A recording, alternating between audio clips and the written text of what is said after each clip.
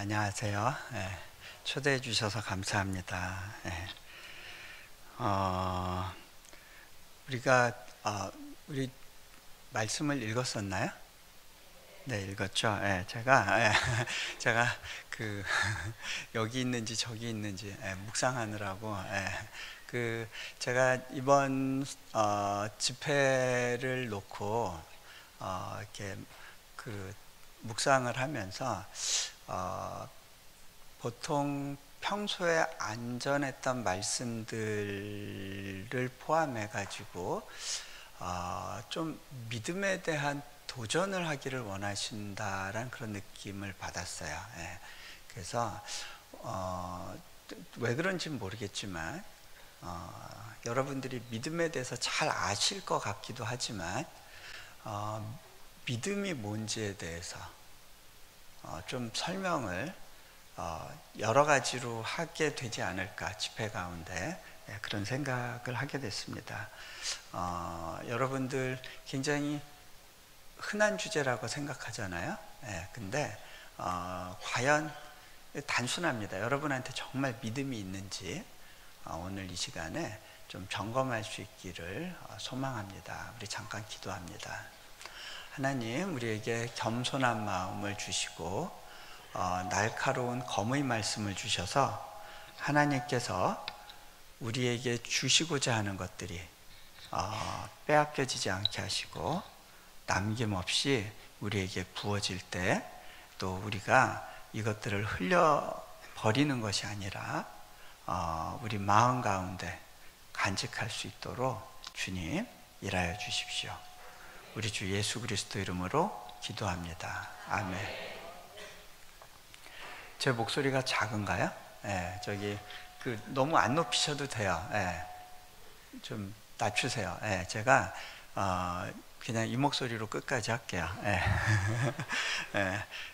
소리 안 높여도 되는 게요. 안 들리셔서 걱정되시는 분은 좀 앞자리로 나오시면 될 거고요. 제가 한 번은 저기 옆에 평촌에 있는 세중앙교회 갔었는데 그때가 여름에 굉장히 더울 때였어요. 전력이 문제가 될 때였는데 거기 교회 전기가 나가버렸어요. 교회는 굉장히 큰데 마이크 전원이 안 들어온 것 같았어요. 근데 저는 그래도 별로 힘들지 않더라고요. 들을 귀 있는 자들만 듣다가 끝나면 되겠다 싶었는데 근데 제가 이렇게 단상에 올라갈 때 마이크 전원은 들어왔었어요. 다른 전원은 안 들어오니까 이게 뭐 동영상 이런 거 전혀 못 봐서 제가 그날은 15분이 아니라 한 25분까지 설교를 할 수 있었어요. 근데 저는 그런 상황에서도 좀 걱정이 안 돼요. 왜냐하면 몽골에서 초원에서 마이크 없이 설교할 때도요, 요 정도 인원이 다 듣더라고요. 저 목소리 작아도. 이거는 이렇게 목소리 크고 작음의 문제는 아닌 것 같아요. 그래서 걱정하지 마시고 너무 높이지 않으셔도 됩니다. 자,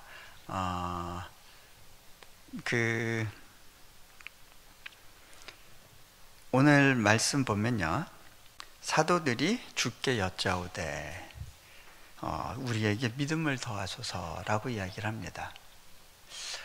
사도들이 예수님의 말씀을 들으면서 깨달은 것이 있었어요. 자기들한테 믿음이 적다는 거였어요. 믿음이 없다고 생각하진 않았던 것 같아요. 믿음이 적다고 생각했고 그래서 믿음을 더해달라고 요청을 합니다. 그런데요, 이 사도들은요, 예수님을 옆에서 관찰할 수 있는, 예수님과 24시간을 같이 동행할 수 있는 그런 특권을 가졌던 분들입니다. 그런데 예수님 곁에서 예수님과 함께 살았지만 그렇다고 해서 자동적으로 믿음이 생긴 건 아닌 것 같아요. 제자들이 깨달았어요. 믿음이 없구나. 여러분, 교회 안에 있다고 해서 믿음이 자동적으로 생기는 건 아닐 수 있는 것 같아요. 교회에서 몇 년을 교회를 몇 년을 다녔나, 그게 중요하지 않을 수 있어요. 그죠? 예수님 옆에 서서 예수님을 바라봐도 믿음이 안 생길 수 있는 거예요. 근데 믿음을 더해 주소서라고 요청을 했을 때 예수님이 뭐라고 말씀을 하시냐면, 너에게 겨자씨 한 알만한 믿음이 있었더라면. 그 이야기는 제자들한테 믿음이 있다는 거예요, 없다는 거예요? 믿음이 없다는 거예요. 네. 이 믿음이 뭘까요? 자, 많은 분들이요, 믿음을 오해하는 경우가 있어요. 그것을 단순히 지적인 동의라고 오해를 해요. 무슨 얘기냐면, 지식적으로 우리가 바른 교리를 잘 공부하면 믿음은 자연적으로 생길 거라고 하는 그러한 생각을 하는 경우가 있어요. 실제로 그런 생각을 했던 그룹들도 많이 있었던 것 같아요. 그런데 저는 그게 그렇게 자동적으로 생기는 거는 아닌 것 같아요. 지적인 동의가 중요하지만 지적인 동의와 믿음이 같은 건 아닌 것 같아요. 예를 들어서 설교 말씀을 잘 듣고 이해하는 거고 참 귀한 거지만, 잘 듣고 이해했다고 해서 그것이 바로 믿음이 생긴 거라고 볼 수는 없어요. 네, 그렇게 해서 생길 수도 있지만 아닐 수도 있다는 거예요. 자, 그런데 또 우리가 지적인 능력이 없으면 믿음이 없는 걸까요? 제가 어떤 경험이 있냐면, 저희 집안은 원래 이제 저희 할아버지 할머니께서 원불교를 믿으셨고 원불교 집안이었어요. 어머니 혼자 믿음을 가지고 계셨고, 저희를 어렵게 신앙 가운데 키우시려고 참 무던히 애를 쓰셨어요. 근데 저희 이제 할아버지가 돌아가시고 할머니 혼자 남았을 때 저는 할머니의 구원을 위해서 오래도록 기도했었습니다. 그런데 저희 할머니께서 굉장히 완고하셨어요.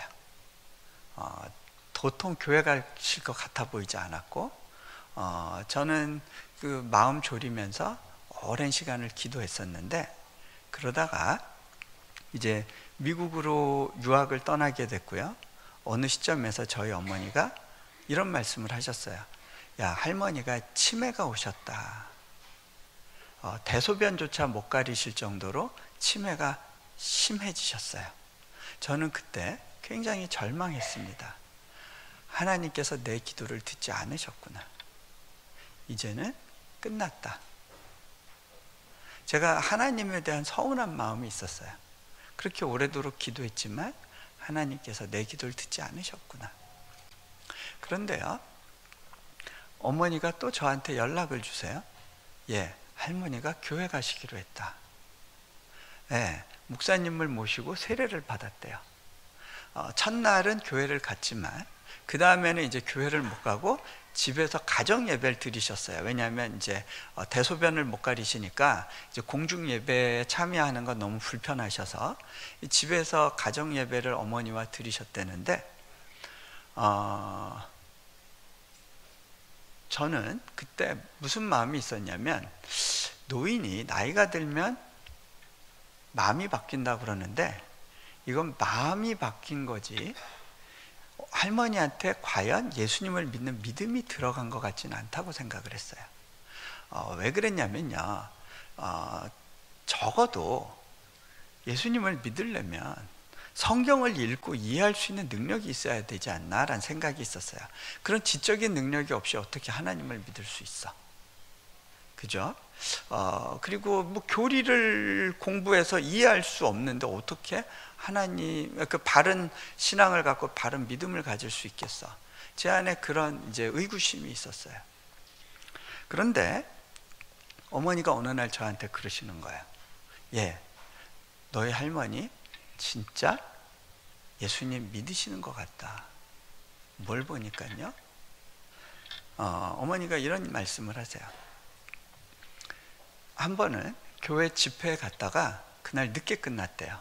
이제 종종 걸음으로 이제 집으로 들어가는데 또 어머니 역정 내시겠구나. 예, 또 어디를 그렇게 쏘다니고 나 굶겨 죽이려고 그러냐, 뭐 이제 그런 레파토리가 있으신데, 이제 또 할머니가 또 역정 내실 걸 걱정하시면서 들어가서 어머니 이렇게 얘기했대요. 어머니, 많이 외로우셨어요? 혹시 무섭지 않으셨어요? 제가 밥도 해드릴까요? 제가 늦게 와서 죄송해요, 이렇게 이야기를 했대요. 그랬더니 저희 할머니가 뭐라 그러시냐면, 뭐가 무섭니? 뭐가 외롭니? 예수 선생과 늘 같이 있는데. 여러분, 예수님과 같이 있기 때문에 외롭지도 않고 무섭지 않으면 믿음이 있는 거예요, 없는 거예요? 네. 이분이 돌아가실 때요, 정말 평온한 얼굴로 이렇게 세상을 떠나셨다는 이야기를 제가 전해 들었어요. 늘 찬송을 부르셨대요. 예전엔 세상 노래만 부르셨어요. 근데 변화가 일어났어요. 여러분, 우리는요, 때로는 이 변화를 보고 이 사람에게 믿음이 있는지 없는지를 확인할 수 있어요. 오늘 예수님이 말씀하세요. 너희에게 겨자씨 하나일 만한 믿음이 있었더라면 이 뽕나무더러 뿌리가 뽑혀 바다에 심겨라 하였을 것이요 그것이 너희에게 순종하였으리라. 무슨 얘기예요? 예수님이 하신 이 말씀은 여러 가지로 해석이 가능하지만 그 중에 한 가지가 뭐냐면, 믿음은 결과를 만들어낸다는 거예요.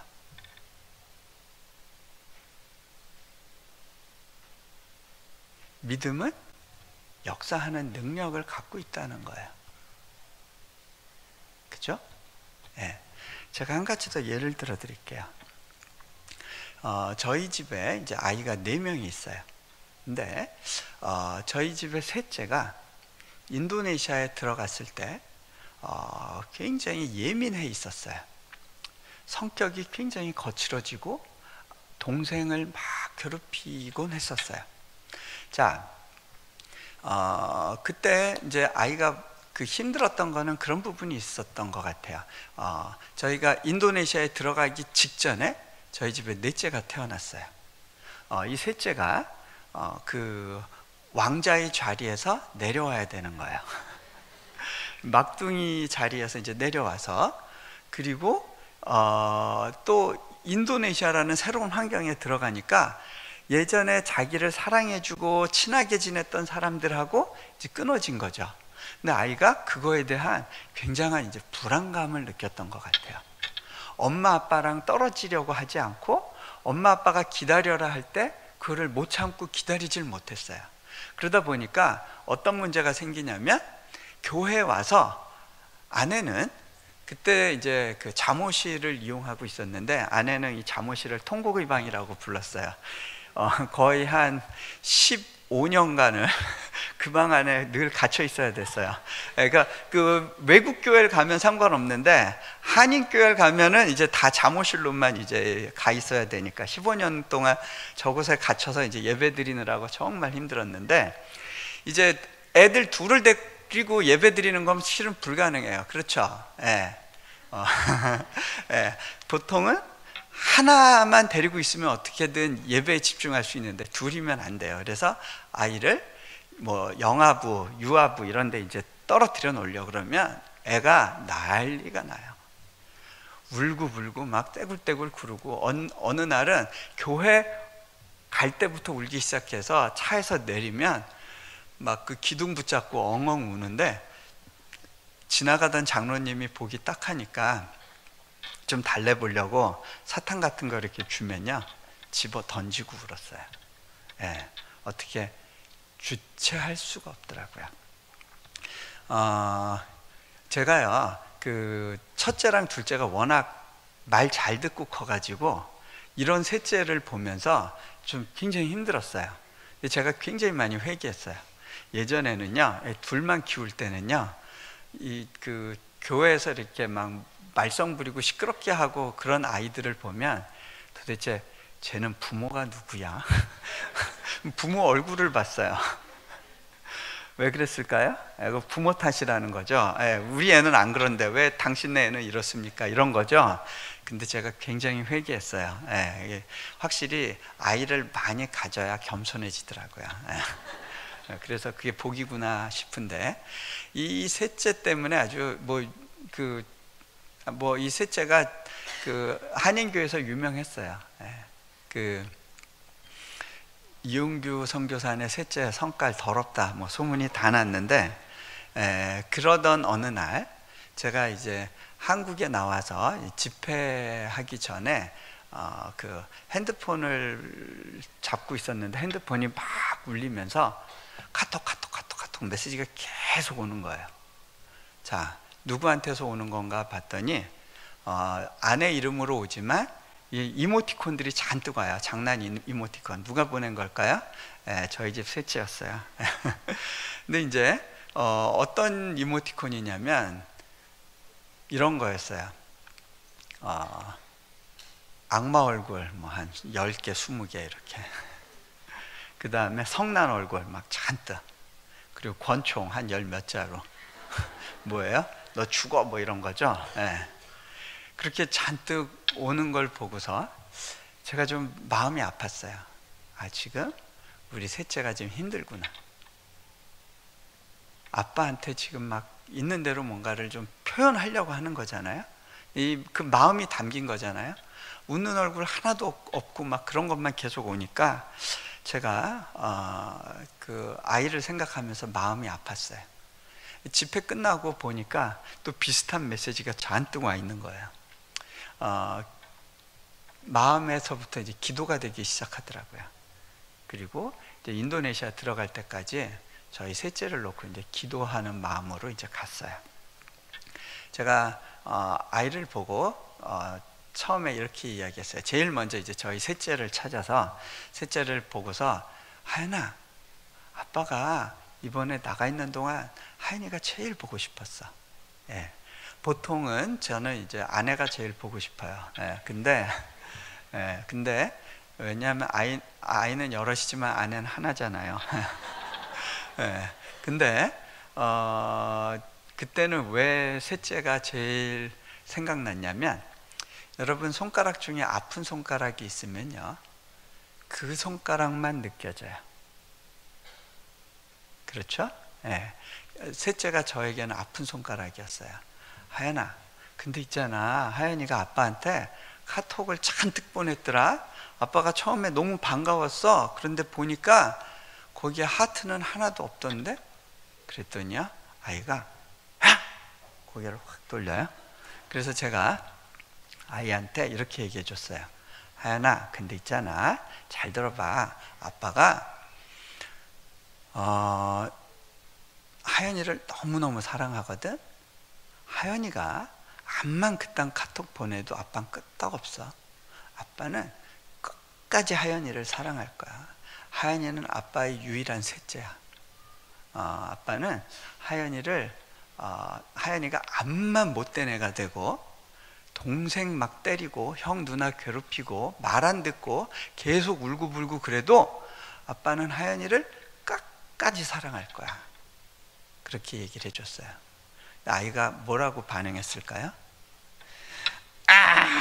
귀를 막고요. 그러고요, 듣기 싫다고 도망가 버리더라고요. 자, 잘 보세요.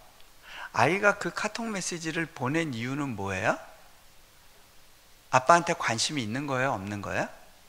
아빠의 마음 확인하고 싶은 거예요. 도대체 어디까지 하면 아빠가 화낼지를 확인하고 싶은 거예요. 아빠의 한계를 알고 싶은 거예요. 그 마음이 나를 어디까지 받아줄 수 있을지를 보고 싶었어요. 그런데 정작 아이가 제일 듣고 싶었던 말이 들린 거예요. 아빠가 널 너무너무 사랑해. 근데 왜 귀를 막아요? 듣고 싶은 말인데 믿어지지 않는 거예요. 못 믿겠는 거예요. 그게 문제예요. 그죠? 우리 문제는요, 하나님이 사랑한다는 말 너무너무 듣고 싶은데, 문제는 정작 그 말을 들어도 거짓말, 믿어지지가 않는 거예요. 그죠? 하나님이 여러분과 함께 하십니다. 좋은 말인지는 알겠어. 조금 위로는 돼. 그런데 그 말을 근거해서 살아갈 정도로 믿어지지는 않는 거예요. 제가요, 결심했어요. 그때 하연이한테 이 말이 가슴에 박힐 때까지 내가 계속 해줘야겠다. 그리고요, 만날 때마다 하연아, 아빠가 하연이 사랑해, 하연이 최고. 얘는요, 그때마다 귀를 막고 도망 다니기 시작했어요. 계속 숨바꼭질. 저는 이제 학교 갔다가 돌아오면 아이한테 얘기해주고 아이는 도망가고, 그렇게 한 일주일을 한 것 같아요. 그러던 어느 날 이제 교회 가는 날이 됐어요. 다 이제 차를 타고 교회를 가니까 이제는 아이가 도망을 못 가잖아요. 오호라, 잘 됐다. 마침 막내가 자주고 있어요. 요때 얘기해야지. 그러고 제가 저희 아이한테 하연아, 아빠가 하연이 사랑해 얘기해 줬더니 얘가 그때 뭐라 그러냐면요, 정색을 하면서 아빠, 나 이제 그거 알아요. 어떻게 알았어? 아빠가 계속 얘기해 줬잖아요. 자, 여러분, 성경에 보면 믿음은 들음에서 난다고 그러죠. 일단 많이 듣는 게 중요한 것 같아요. 듣다 보니까 처음엔 안 믿어졌는데 그게 가슴에 박히는 거예요. 그리고 또 얼마 있다가 제가 한국에 일정이 있어서 갔는데요, 또 폭풍 카톡이 왔어요. 카톡. 근데 딱 봤는데요, 어떤 게 왔냐면 하트 20개, 웃는 얼굴 잔뜩 왔어요. 그리고 그 다음에 생일 케이크 또 잔뜩 왔어요. 그 다음에 보니까 글씨가 쓰여 있어요. 얘가 외국에서 살다 보니까 한글을 그때까지 못 배웠거든요. 그런데 아빠한테 카톡을 보내기 위해서 얘가 엄마한테 글씨 쓰는 법을 배운 거예요. 그날 글씨를 배워가지고 그거를 카톡 그 자판을 보면서 하나하나 쳐넣었어요. 뭐라고 넣냐? 아빠, 나 하연인데 사랑해요. 한참 걸려서 쳤겠죠? 제가요, 그걸 딱 보는데 마음이 뭉클하더라고요.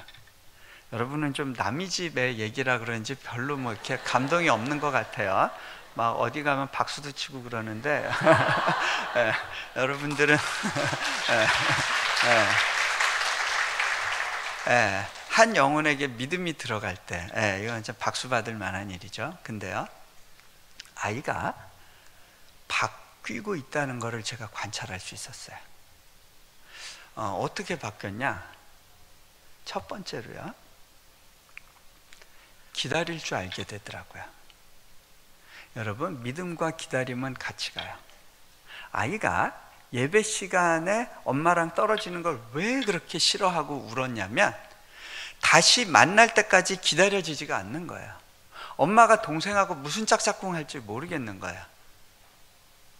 엄마의 마음을 믿을 수가 없는 거예요. 학교 갈 때마다 우는 이유가 있었어요. 유치원 갈 때 우는 이유가 있었어요. 왜?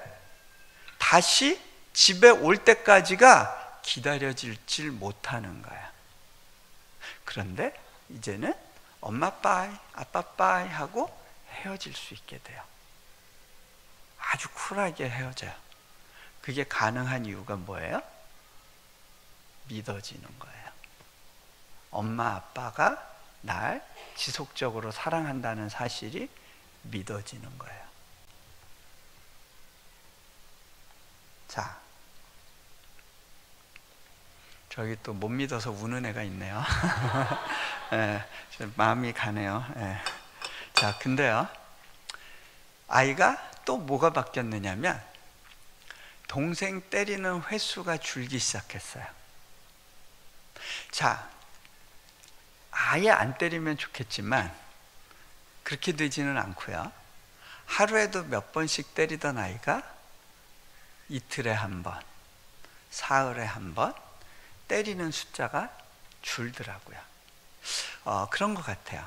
여러분, 우리가 그 삶에서의 변화를 보고 이 사람이 믿음이 있는가를 보잖아요. 근데 그게요, 우리가 완전히 거룩한 모습으로 되는 상태를 이야기하는 게 아니고요, 내 삶 가운데 변화가 시작되는 게 중요한 거예요. 그죠? 믿음은 변화를 시작하는 능력이에요. 근데 믿음이 있다고 해서 그 변화가 완성되는 건 아니에요. 방향이 결정되는 거예요. 그죠? 거룩을 향한 방향으로 변화가 시작되어 가는 거죠. 자, 많은 사람들이요, 믿음을 그냥 긍정적인 사고방식으로 생각하는 경향이 있어요. 그런데 긍정적인 사고방식과 믿음은 다른 거예요. 네, 그거는 다른 거예요. 긍정적인 사고방식이 뭐 나쁘다 그런 게 아니고요, 좋은 거예요. 그것도 성경적인 뿌리를 갖고 있을 수 있어요. 그런데 믿음은 다른 영역이에요. 그거는 구체적으로 역사하는 능력이에요. 우리에게 믿음이 필요한 이유는요, 우리가 하나님을 경험할 수 있는 유일한 통로가 믿음이기 때문에 그래요. 죄된 인간이 하나님을 경험하고 알아갈 수 있는 유일한 통로가 믿음이에요. 그 믿음을 통해서 사랑이, 소망이, 그리고 다른 은사들이 자라가게 돼요. 죄를 지어서 하나님과 분리된 우리가 하나님과 소통하게 되는 통로가 바로 믿음이에요. 그래서 믿음은 이렇게 설명할 수도 있을 것 같아요. 하나님을 경험하는 능력, 하나님을 경험하는 다이나믹. 자, 근데 예수님께서 이 믿음을 달라고 한 제자들에게 믿음에 대해서 설명하면서 이 겨자씨 하나의 비유를 말씀하세요. 너희에게 요 작은 믿음만 있었더라면 이 뽕나무더러 뿌리가 뽑혀 바다에 심기우라 하였을 것이요 그것이 너희에게 순종하였으리라. 저는요, 이 말씀을 그대로 믿어요. 저는 선교지에 있으면서 정말 믿음대로 역사하는 능력이 뭔지를, 그리고 이 뽕나무가 바다 뿌리채 뽑혀서 바다에 심겨지는 역사를, 그러니까 뭐 이와 같은 어떤 특별한 초자연적인 역사를 경험할 수 있는 기회들이 있었어요. 그거를 뭐 이렇게 지금 굳이 다 설명할 수는 없을 것 같은데, 왜냐하면 지금 시간이 없기 때문에 제가 예는 들 수 없을 것 같고요. 정 필요하시면 책을 참조하세요. 제가 1시간을 받았기 때문에. 자, 근데요, 여기서 뽕나무가 뿌리채 뽑혀 바다에 심기우는 거, 그게 뭘 의미할까? 저는요, 그런 초자연적인 역사, 그거보다 더 어려운 믿음의 역사가 있다라는 것을 경험을 했는데, 그게 뭐냐면 그 견고한 진인 자기의 자아가 뿌리채 뽑혀서 바다에 던지워지는 거예요. 여러분, 완고한 여러분의 그 고집이 꺾이고 나 중심적인 삶의 태도, 이거는 내가 반드시 이루어야 돼 라고 하는 어떤 집착, 자기의 그것이 뿌리채 뽑혀서 바다에 심겨지는 것, 그게 진짜 기적이더라고요. 자,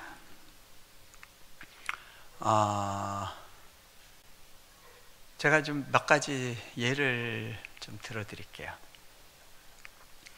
제가 인도네시아로 가기 전도 그렇고 가고 나서도 그렇고, 저희 배경을 잘 모르시는 분들이 있을까봐 조금만 설명을 드리면요, 저는 그 하나님이 선교지로 나가서 섬기라고 하는 어떤 마음의 도전을 주셔서 이제 몽골이란 나라로 들어가서 거기서 이제 선교를 했었어요. 처음에는 제가 이제 한 2년만 헌신하겠다고 하고 들어갔어요. 근데 1년쯤 지났을 때 하나님께서 너 여기 더 있어 주지 않을래? 라고 초청을 하셨고, 제가 하나님 있으라 하는 때까지 있겠습니다 하고 순종했습니다. 그리고 몽골에서 계속 남아 있었는데 하나님께서 그 땅을 떠나라고 하는 그런 마음의 감동을 주셨고, 또 그것에 순종해서 제가 몽골 땅을 떠났어요. 그리고 나서 하나님께서 이제 인도네시아 땅을 보여주셨는데, 인도네시아 땅으로 들어가서 제가 보니까 인도네시아에서는 사역하는 게 몽골보다는 몇 배 더 어렵다는 걸 느꼈었어요. 몽골에서는 그래도 좀 쉬운 편이었어요. 제가 그 몽골 대통령하고도 가깝게 지냈었어요. 예, 몽골 대통령이 그 당시 엘벡도르치라는 분이었는데, 마침 또 그 하버드 대학교 케네디 스쿨 출신이고 여러 가지 연고로 또 영어도 잘하고 기독교에 대한 열린 마음도 있고, 그래서 야당 당수 시절부터 알았는데 이제 대통령이 되고, 그래서 제가 볼 때 이 몽골에서의 사역은 참 쉽게 갈 수 있다라는 생각이 들었었어요. 근데 이제 거기에서 하나님 나오라 그러시고 인도네시아에 갔는데 정말 도와줄 사람은 하나도 없는데 거기에 대학을 세우라 하시는 거예요. 제가 하나님께서 이제 인세로 주셨던 거 몽골에 다 두고, 그리고 다 두고 오라 하시니까 두고, 그리고 인도네시아에 가서 뭐 가진 것도 없고요, 도와주는 사람도 없었어요. 그냥 그렇게 있는데, 인도네시아라고 하는 나라는 외국의 지배를 오래 받았기 때문에 외국인이 뭔가를 주도적으로 할 수 있도록 열어주질 않았고 법으로 촘촘히 막아놨었어요. 네. 그런 가운데 그냥 있으라 하시니까 그 자리에 이제 버티고 있었어요. 근데 그러면 뭔가 좀 이렇게 일이 풀려야 되잖아요. 네, 저는 순종하고 들어갔으니까 이제 하나님께서 내 어깨 위에 날개를 달아주시겠지, 그런 기대를 했었거든요. 막 이제 다니면서 불을 던지면 되겠구나 그랬는데 웬걸 아무것도 할 수 없는 상황처럼 여겨지는 시간들을 지나야 됐어요. 심지어는 비자의 문제가 생겨서 비자를 받지 못하고 그 비자가 연장이 안 돼서 한국으로 급하게 가족들과 함께 들어가야 되는 상황이 됐습니다. 저희 아이들이 막 울어요. 그때는 이제 장학금이 주어져서 국제학교를 보내게 됐었는데, 아이들이 이제 갑자기 한국으로 들어가야 된다니까, 그럼 아빠 내일부터 우리 학교 못 가는 거예요? 우리 이제 기말고사도 봐야 되고 시험 잘 봐서 이번에 좀 좋은 성적 만들어서 나도 좀 기피고 살고 싶었는데 이제 어떻게 되냐고 그러면서 막 아빠한테 징징거리는 거예요. 이 녀석들 뭐 공부하기 싫다고 그럴 때는 언제고 예, 이럴 땐 막 아빠한테 막 협박해요. 예, 그래서 애들 데리고 그 우는 애들 데리고 이제 한국으로 들어왔어요. 좀 심란한 가운데 저희 부모님 중에 저희 아버님이 이제 좀 믿음의 연륜이 짧고 겁도 많고 걱정이 많으신 분이다 보니까 저한테 계속 뭘 물어보시는 거예요. 예, 너 거기서 뭐가 되겠니? 너희 지금 언제 비자 받아서 들어가는 거니? 너희 언제부터 뭐 학교 시작하는 거니? 뭐 이것저것 막 물어보시는데 제가요 대답하기가 좀 너무 좀 힘들었어요. 그래서 아버지한테 아버지 제가 알아서 할 테니까요 제발 좀 묻지 좀 말아주세요. 내버려 두세요. 그러고 딱 끊었어요. 근데 또 며칠 지나서 저희 아버님이 좀 서운하셨나 봐요. 이렇게 저한테 얘기하시더라고요. 예, 너는 뭐 남들한테 뭐 다 내려놨네 하는 애가 내가 볼 땐 너 뭐 내려놨는지 모르겠다. 예, 가족들이 저희 진짜 모습을 더 잘 보죠. 예, 그러니까 더 찔리죠. 아프죠. 예, 근데 제가 내려놨다고 내려놓은 책 쓴 거 아니고요. 예. 같이 내려놓자고 쓴 거예요. 예. 좀 마음이 좀 눌려 있었어요. 그러던 중에 그때 이제 몽골에서 우리 이레교회 사역을 도왔던 한 자매 선생님이었는데 목사님하고 결혼해서 그 어느 그 인천의 재개발 지구에 있는 그 굉장히 작은 개척교회를 섬기고 있는 걸 알게 돼서 좀 응원하러 거기에 이제 말씀을 전하러 갔었습니다. 그런데 제가 그 교회 입구에 들어섰는데요. 거기가 이제 시장통에 있다 보니까 1층에 생선 가게가 있었는데 이 복도에서부터 생선 썩은 냄새가 확 올라오는 거예요. 제가 그 냄새를 맡으면서 갑자기 뭉클했어요. 예, 몽골에서 봤던 사람을 만나러 가는 거다 보니까 이게 그 생선 냄새하고 몽골이 연상이 됐어요. 몽골은 물론 이제 생선 가게 같은 건 없어요. 근데 뭐가 연상이 됐냐면 제가 그 몽골에서 살았던 집이 아파트 2층이었는데 1층에 양고기 집이 있었어요. 그래서 그 집으로 올라갈 때마다 늘 양고기 삶은 냄새가 옷에 이렇게 배곤 했던 기억이 났어요. 그래서 그런지 제가 중국이나 인천이나 이렇게 어느 공항에 도착하면 이 냄새 맡는 개들이요 제 주변에 이렇게 저를 반가워하면서 모이곤 했던 기억이 나요. 그래서 몽골에서 입던 옷을 가지고는 제가 이렇게 집회하러 바로 갈 수가 없었던 그런 적이 많았는데 그때 생각이 나는 거예요. 예배 공간에 딱 올라가서 이렇게 예배 처소를 보는데 갑자기 몽골 생각이 나면서 마음이 이렇게 짠해지더라고요. 기도하면서 예배를 준비하는데 근데 그때 하나님께서 제 마음을 찌르는 듯한 말씀을 주신다고 느꼈어요. 예, 너 초심을 잃지 않았니? 예, 제가 탁 뭔가에 찔린 느낌이었어요. 왜 그랬냐면요, 몽골에서 사역할 때는요 뭔가 사역을 뭐 잘 해야 된다, 뭐 남들이 보고 있으니까 좋은 어떤 모델을 만들어야 된다, 기대에 부응해야 된다, 그런 생각이 없었어요. 그냥 하나님 한 분으로 충분해요. 하나님과 함께 그냥 가고 싶어요. 그게 저희 고백의 다였어요. 저는 그 당시에 사역에 초점 맞추지 않고 하나님만 누리고 경험하면서 하나님이 하라시는 일을 하겠다는 그런 마음이었던 것 같아요. 그런데 어느새 인도네시아에 가서는요 잘 알려진 선교사로서 뭔가 성과를 보여야 되고 좋은 사역의 모델을 만들어야 되고, 그 다음에 한국 교회 이슬람 선교의 어떤 하나의 어떤 그 좋은 그 돌파의 모델을 보여야 된다라고 하는 그런 부담감이 제 어깨에 있었던 거예요. 다른 사람이 준 게 아니라 제가 얹은 부담이죠. 예, 그 부담이 확 저를 누르고 있다라는 그런 생각을 갖게 됐어요.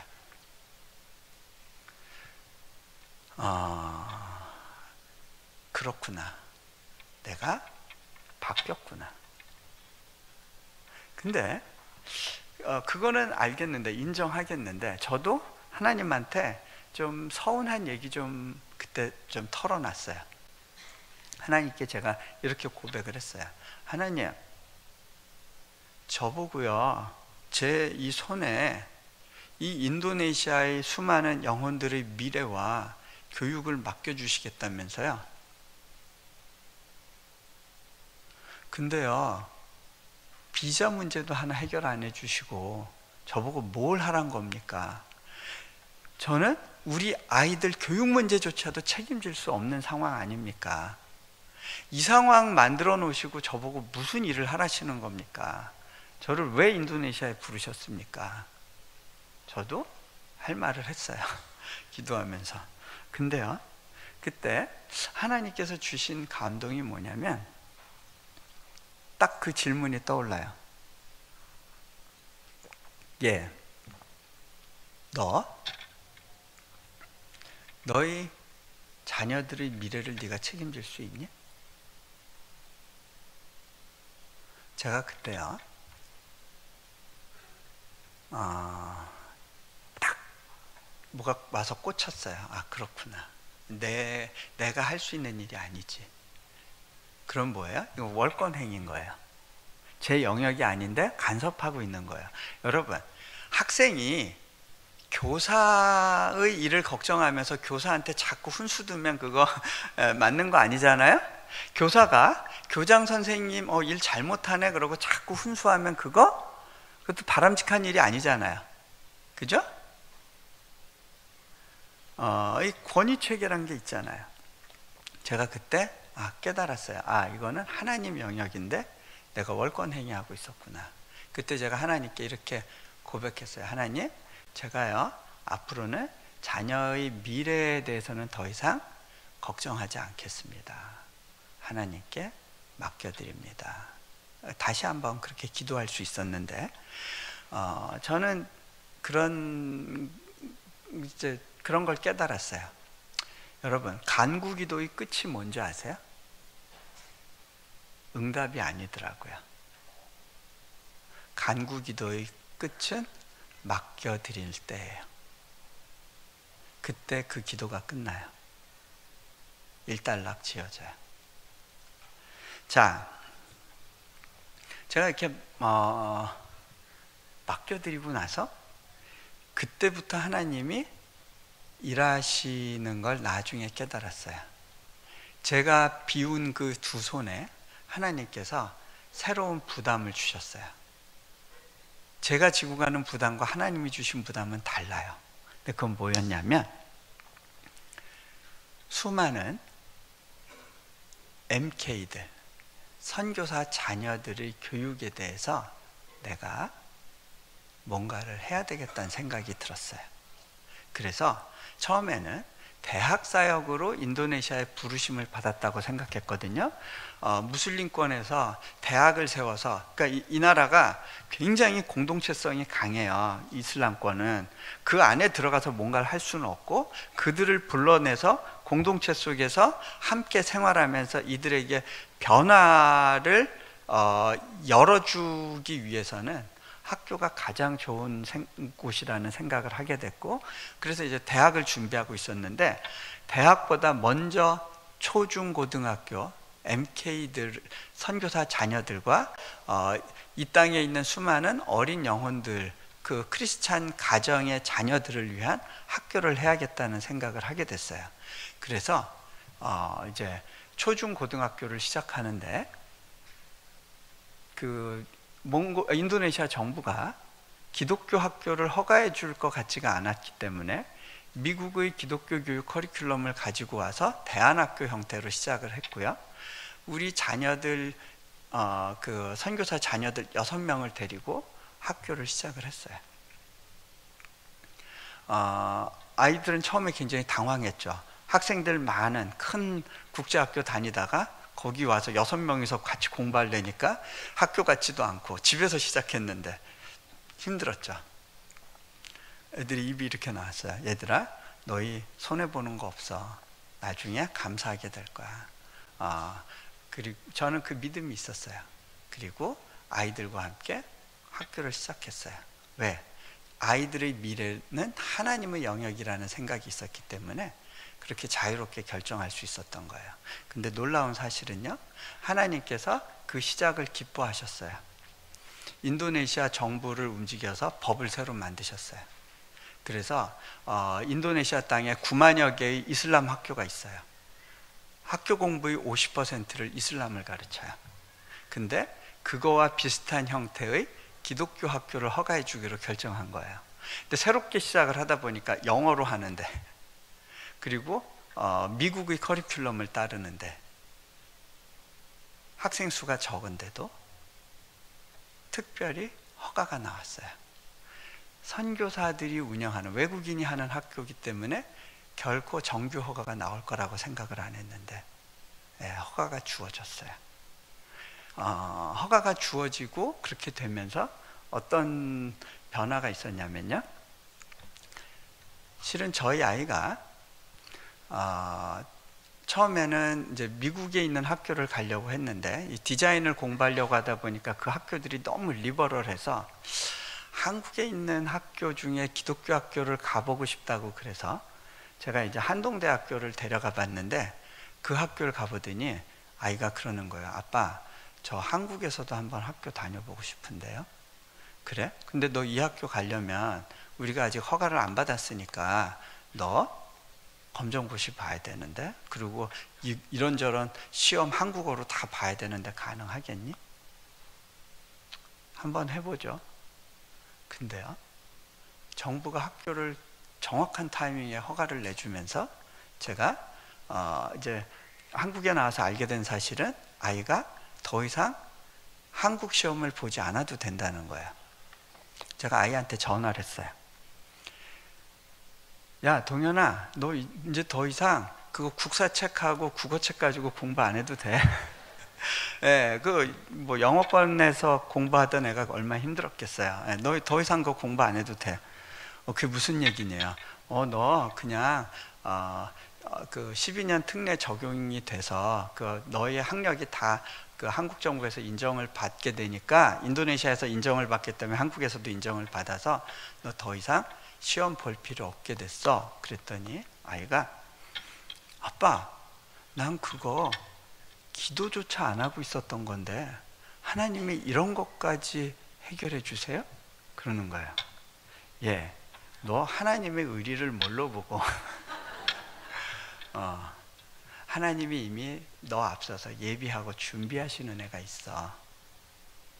제가 정말 감사했던 건요, 애가 시험을 보고 안 보고가 아니고요, 아이와 제가 함께 하나님이 우리의 믿음의 반응에 대해서 어떻게 응답하시는지를 경험할 수 있게 됐다는 거예요. 저는 경험이 많이 있었죠. 근데 중요한 건 그 아이의 교육과 미래에 대해서 제가 온전히 맡겨드리면서 아이가 그 과정 가운데 동참할 수 있었다는 것, 그것이 저에게는 굉장히 큰 위로고 기쁨이었어요.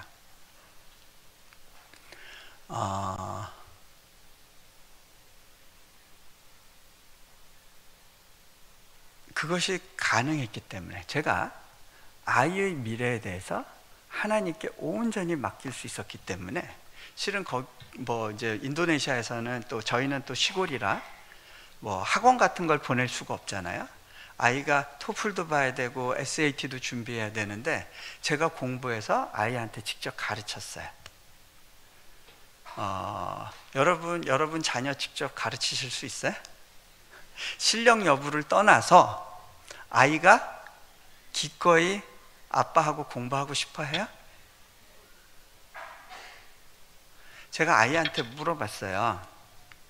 예, 동현아, 너 아빠한테 배우고 싶지 않으면 언제든지 얘기해. 아빠가 그만둘게. 아이가, 아빠, 제발 좀 가르쳐 주세요. 저 좀 가르쳐 주세요. 도와주세요. 저는 아이와 굉장히 즐겁게 공부할 수 있었는데요. 왜 그게 가능했는지 아세요? 아이가 못하는 걸 보고서도 마음 상하지 않기 때문에 그래요.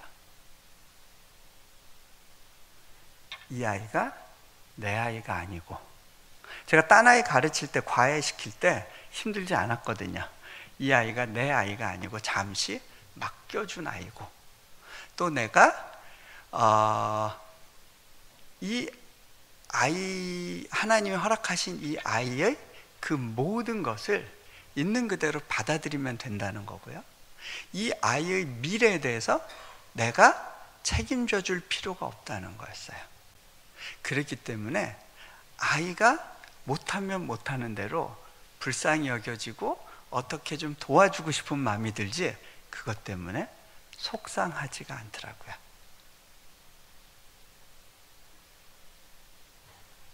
자,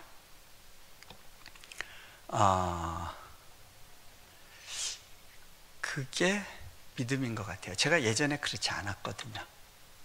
저는 소위 그 엘리트 코스를 밟았던 사람이에요.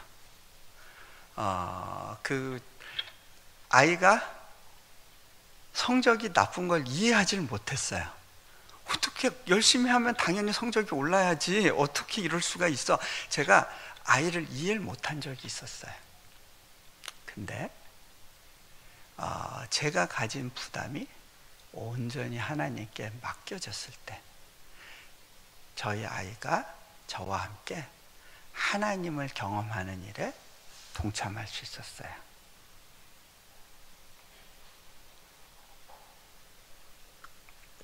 여러분의 믿음은요, 여러분이 자녀들을 어떻게 대하고 있는지, 자녀의 미래에 대해서 어떻게 하나님께 의탁하고 있는지를 보면 대강 알 수 있을 것 같아요. 근데 그게요, 많은 분들에게는요, 뽕나무가 뿌리채 뽑혀 바다에 던지우는 것 이상으로 어려울 거예요. 근데요, 그게 일어나지 않는다면 여러분은요, 믿음이 주는 평강과 믿음으로 사는 삶의 그 영광을 경험하지 못해요. 결코 경험할 수 없게 돼요. 네. 제가 이 이야기를 하는 건요, 내가 잘했으니까 나보고 따라해가 아니에요. 저도 많은 시행착오를 겪었어요. 그런데 하나님이 내 삶에서 어떻게 일해 주시는 분인지를 믿고 나니까 그 어떠한 것도 맡겨드릴 수 있게 되더라고요. 네. 자, 예수님이 그 다음에 굉장히 엉뚱해 보이는 이야기를 계속하세요.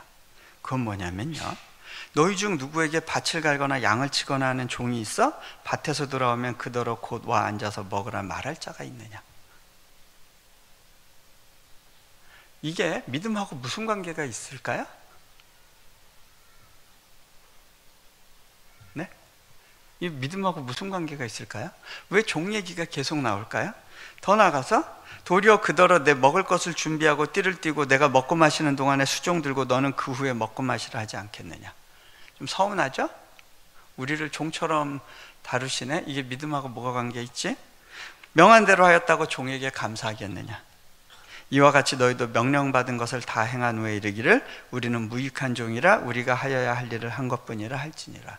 이게 도대체 믿음을 더해달라고 하는 제자들의 요청에 대해서 왜 굳이 이 말씀을 하시는 걸까요?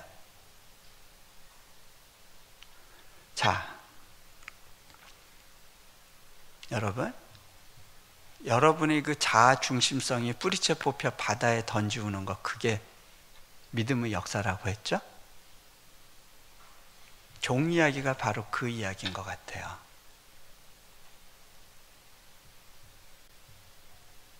주인이 바뀌는 거예요. 내 자아 중심성이 뿌리채 뽑히고 그 자리에 주님이 주인으로 오는 삶, 그 삶이 믿음의 삶이라는 거예요.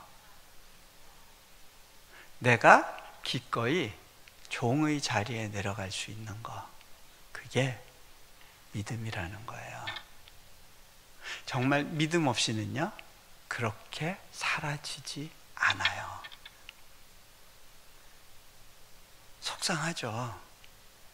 저도 그런 적들이 좀 많이 있었어요. 네. 하나님, 이게 내가 헌신한 거에 대한 대가입니까? 라고 하나님께 물었던 적들이 좀 있었어요. 그 중에 한 가지만 말씀드리면요, 제가 한 번은요, 몽골에서 그 대사관을 방문한 적이 있었어요. 대사관에 어떻게 문제가 생겨가지고 뭐 대사님부터 싹 다 바뀌었거든요. 근데 이제 저희는 아무래도 대사관 협조가 많이 필요했어요. 그 학생들을 한국에 교환학생으로도 보내고 유학도 보내고 해야 되니까요. 그래서 이제 뭐 비자 문제나 여러 가지 협조를 요청하는 의미에서 이제 새로 바뀌신 분들하고 만남을 좀 갖게 됐는데, 제가 이제 그때 그 당시에 이제 몽골 국제대학교에서 이제 부총장으로 섬기고 있을 때였어요. 제가 이제 학교에 대해서 좀 간단히 설명하면서 좀 지원 요청을 했을 때 그 이제 새로 부임하신 분이 이런 이야기를 했어요. 제가 보니까, 얘기 들어보니까 몽골에 대학이 많더라고요. 다 보니까 뭐 총장도 많고 교수들도 되게 많은데, 이게 이 작은 나라에서 학교는 많은데 이게 한국처럼 수준이 있는 것 같지는 않아 보여요. 한국식으로 생각하면 안 될 것 같아요. 뭐 학교들도 보니까 그렇게 이제 좀 너무 이렇게 좀 이렇게 내려보시는 것 같아서 제가 좀 이제 몇 가지 이야기를 했어요. 근데 여기 한국 분들이 선교를 위해서 세운 대학들이 그렇게 다 허술하지는 않습니다. 물론 몽골 대학이 어떤지 모르겠지만 우리 대학에 와 있는 분들 중에 굉장히 좋은 기회가 있음에도 불구하고 그거 다 포기하고 내려놓고 오신 분들이 많이 있어요. 이렇게 제가 몇 가지 이렇게 설명을 드리는데, 그분이 그게 좀 마음에 좀 안 찼던 것 같아요. 이렇게 얘기하시더라고요. 누가 잘났다는 말이나 잘생겼다, 뭐 훌륭하다 이런 얘기는 본인 입으로 해선 소용이 없죠. 누군가 대신해 줘야 되는 얘기죠. 이렇게 얘기를 하시더라고요. 네, 맞아요. 그래서 그렇네요. 그래서 그렇네요 하고 나서 보니까 이제 서로 이제 그 다음 할 말이 없어요. 그래서 제가 이렇게 시계를 보고 그쪽도 시계를 보고, 그래서 이제 뭐 힘드실 텐데 제가 오늘은 여기까지 하겠습니다 하고, 그러고 이제 저는 이제 밖으로 나와서 차 타고 이제 교회로 갔어요. 교회 이제 저녁 예배를 준비해야 돼서 교회 가서 이제 혼자 기도하는데, 기도하려고 탁 이렇게 눈을 감고 있는데 왜 이렇게 가슴에서 이제 스산한 바람 같은 거 있죠? 그런 게 좀 분다고 느꼈어요. 뭔가 긁힌 느낌? 그래서 제가 근데 이제 하나님이 저한테, 야, 너 지금 뭔가 좀 불편한 거 있지? 그거 가지고 예배할 수 있겠니? 이제 이런 마음을 주시는 거예요. 제가, 하나님 아시잖아요. 제 마음 아시잖아요. 제가 그렇게만 얘기했어요. 근데요, 그때 이제 제 마음에 와서 오는 한 생각이 있었어요. 그건 뭐냐면, 이런 말씀이었어요. 너를 보니까 예수의 발 앞에 와 있는 향유 옥합을 보는 것 같다. 그런데 이게 예수의 발 앞에까지는 왔는데 정작 깨어지려 하지 않는구나. 여러분, 옥합은 깨어질 때만이 거기서 예수 그리스도의 죽음을 예표하는 향기가 흘러나와요. 그런데 우리가 신앙생활 하면서, 믿음 생활 하면서 나의 그 예쁜 옥합을 계속 가꾸는 일만 해요. 그죠? 더 예쁘게, 더 우아하게, 이 착한 내가 더 빛나게. 여러분, 그건 십자가하고는 무관한 삶이더라고요. 내 훌륭한 자아가 더 가꿔지게. 그래서 하나님, 이걸 가꾸기 위해서는 제가 사회에서도 성공이 필요합니다. 돈은 어느 정도 있어야 됩니다.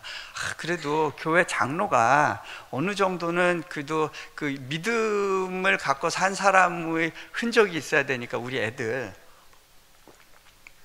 그래도 대학 문제 책임져 주셔야 되고, 내가 헌신한 거에 대한 이 정도 보상은 있어야 됩니다. 그쵸? 네, 내가 이만큼 기도했는데. 그쵸? 근데요, 그 옥합이 깨져야 된다는 거야.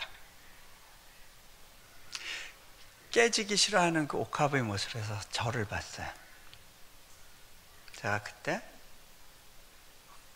막 엉엉 울음이 터지기 시작했어요. 하나님, 깨어질게요. 깨어질게요, 주님. 근데요, 그거 내가 못 깨요. 하나님이 깨주셔야 깨는 거예요. 여러분이 어떤 믿음을 갖고 있는지를 알려면 여러분이 긁히는 순간에 어떻게 반응하는지를 보면 알아요. 그죠? 네. 이게 저는 요 구절만 가지고도 뭐 이렇게 하루 설교를 할 수 있을 것 같은데 시간이 없네요. 제가 한 가지만 더 얘기 나누고요. 그리고 마무리하겠습니다. 이 구절 가운데, 그러니까 이 전체 중에 이제 믿음하고 관련해서 이 8절 말씀에 좀 주목했으면 좋겠는데요. 이 8절에 뭐라고 돼 있냐면, 내가 먹고 마시는 동안에 수종 들고 너는 그 후에 먹고 마시라 하지 않겠느냐. 보세요. 내가 먹고 마시는 동안에 수종 들고, 이 수종 들고라는 단어를요, 영어 성경에서 보면요, wait on me 이렇게 돼 있어요. wait on이라는 거는요, 어떤 의미가 있냐면, 이제 그 시중 들고 대접한다는 의미가 하나 있고요. 그 다음에 이 wait이라는 단어에서도 보듯이 계속 거기서 기다리고 있는 거예요. 그 다음에 on이라는 단어가 갖고 있는 주목한다는 뜻이 있어요. 계속 주목하고 기다리는 거예요. 자, 이게 믿음이에요. 내가 먹고 마실 것을 준비하기 전에 먼저 그분을 기다리고 기대하면서 바라보는 거, 그게 믿음이에요. 제가 한 가지를 이야기를 해드릴게요. 그리고 마무리하겠습니다. 제가 인도네시아 땅 가서요, 한 2년 동안은 이제 언어 배우고 또 몸이 아파서 거의 죽을 뻔했었어요. 이게 뭐가 쉽게 가지지가 않더라고요. 그 땅에서 뭔가를 한다는 게 너무너무 어렵게 느껴지는 시기가 있었어요.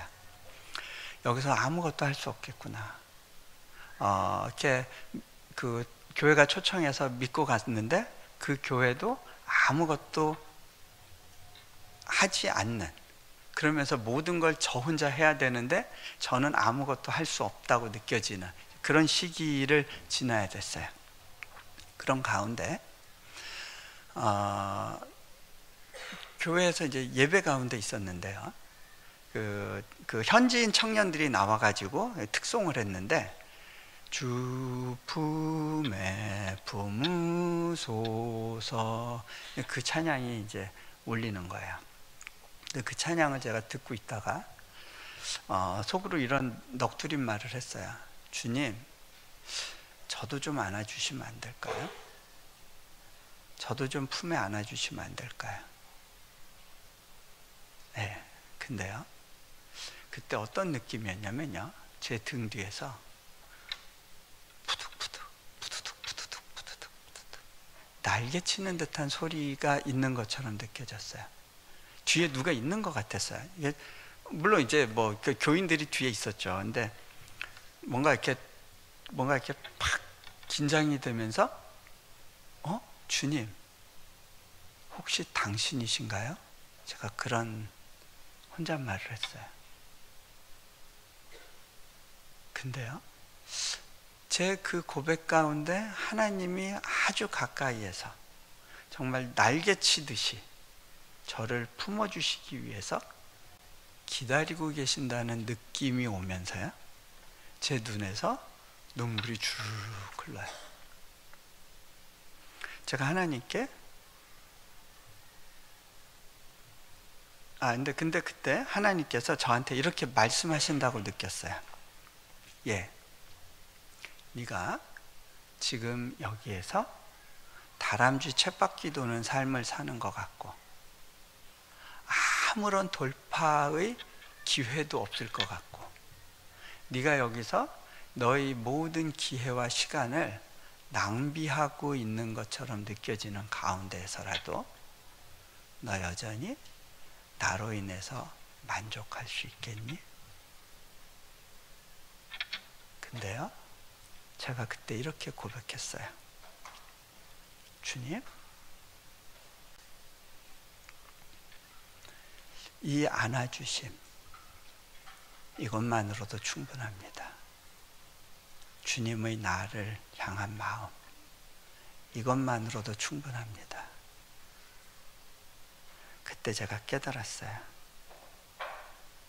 내가 먼저 준비하고 내 필요를 채우는 것이 아니라 그분이 나를 채우시도록 기대하고 기다리는 것, 그게 믿음이더라고요. 그분이 받으실 것을 신뢰하면서 그분을 향하여 번지 점프하는 것, 그것이 믿음이더라고요.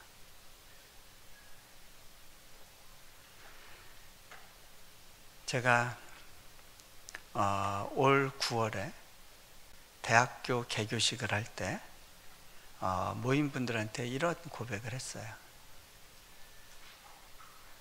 제가 이 땅에서 사역을 시작하면서 이 무슬림권, 세계 최대 이슬람 국가에서 기독교 정신으로 대학을 세운다는 것은 미션 임파서블처럼 보였습니다. 어느 누구도 믿으려 하지 않았습니다. 실제로는요, 교회 장로님들 중에서도 건물이 올라갈 때 그걸 보면서 선교사님, 이게 정말 일어나네요. 저는 못 믿었어요. 제 손을 잡으세요. 아니, 장로님, 대표기도 때 저희 사역 기도하셨잖아요. 그 하나님 길 열어달라고. 실은 기도는 했는데 안 믿었어요. 기도를 해도 안 믿는 경우도 있구나. 그런 생각을 했어요. 근데 그분들이 왜 그랬는지는 이해가 돼요. 현실을 아니까. 근데 제가 그때 이렇게 얘기했어요. 그런데 저는 성공의 기회를 추구하지 않았습니다. 하나님의 영광을 바랐고, 그래서 그 자리에 머물러 있었을 뿐입니다. 그 가운데 하나님께서 일하셨습니다.